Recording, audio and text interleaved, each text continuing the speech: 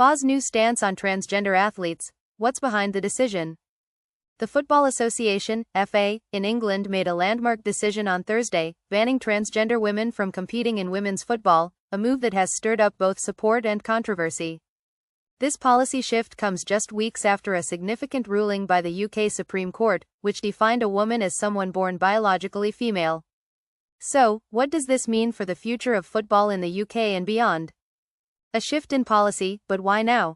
The FA's announcement outlined that this change was prompted by the Supreme Court's ruling in mid-April, which stated that certain protections under the law should apply only to biological females, not transgender women.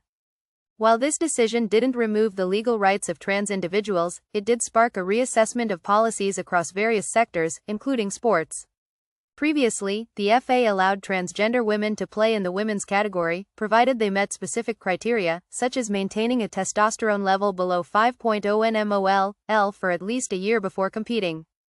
The governing body had worked closely with legal experts to craft this policy, which they described as complex and based on a balance between inclusion and fairness.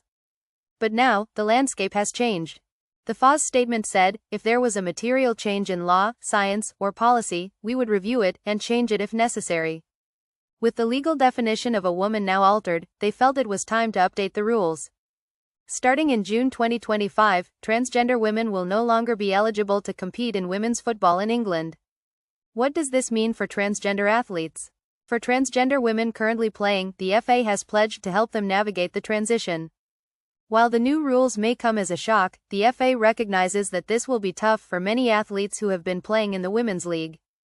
We understand this will be difficult for people who simply want to play the game they love in the gender by which they identify, the FA's statement noted.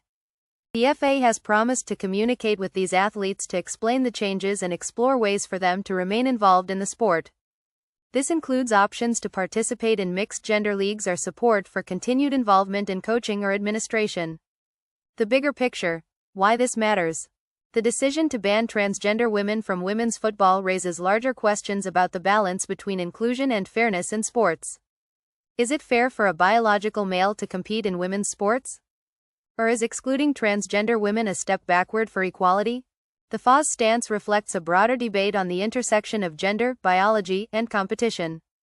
As society continues to evolve, sports organizations are grappling with how to make their policies inclusive while maintaining fair competition.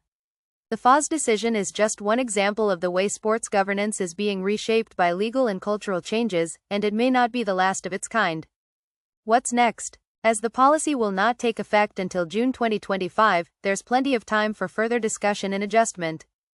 In the meantime, other sports organizations may follow the FA's lead or choose a different path based on their own interpretations of the law and public sentiment.